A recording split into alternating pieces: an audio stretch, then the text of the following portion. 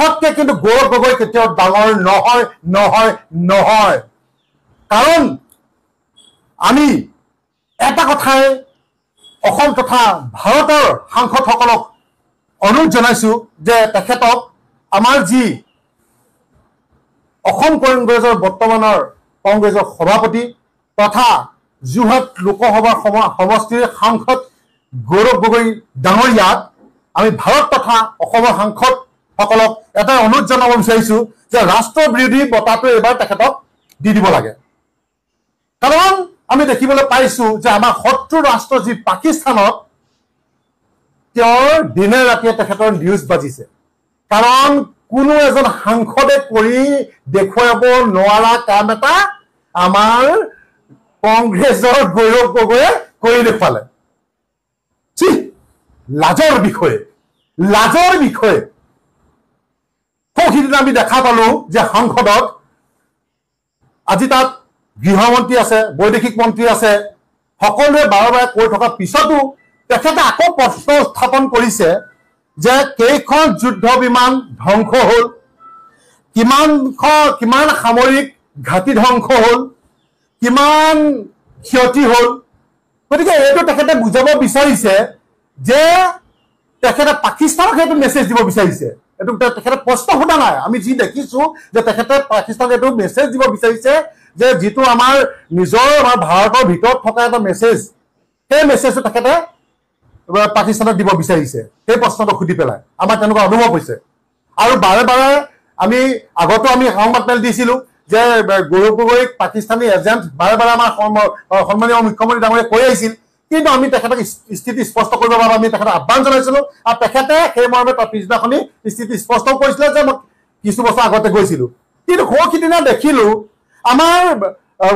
সন্মানীয় আমাৰ গৃহমন্ত্ৰী ডাঙৰীয়াই এবাৰ আৰু দুবাৰ তিনিবাৰকে তেখেতক কৈছে যে আপুনি তেখেতে পাকিস্তান গৈছে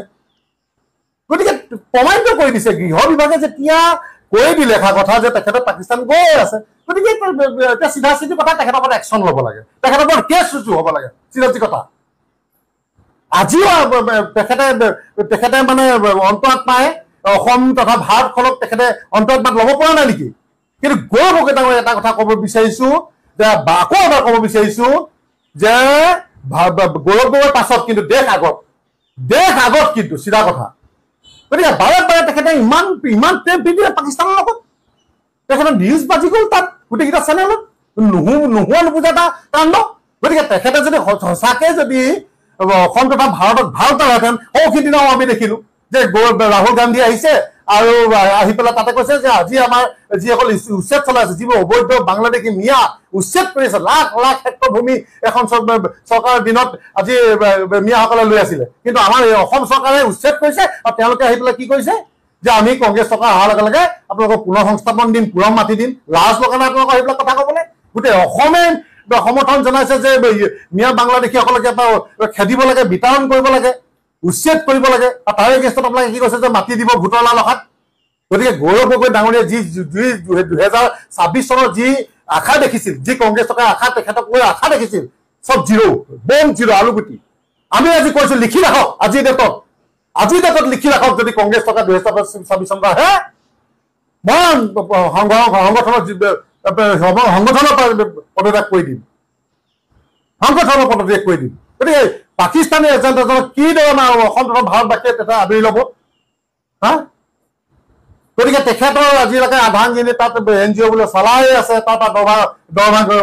লৈয়ে আছে আজিলৈকে তেখেতৰ ল'ৰা ছোৱালীকেইটাক ভাৰতে কৰিব নোৱাৰিলে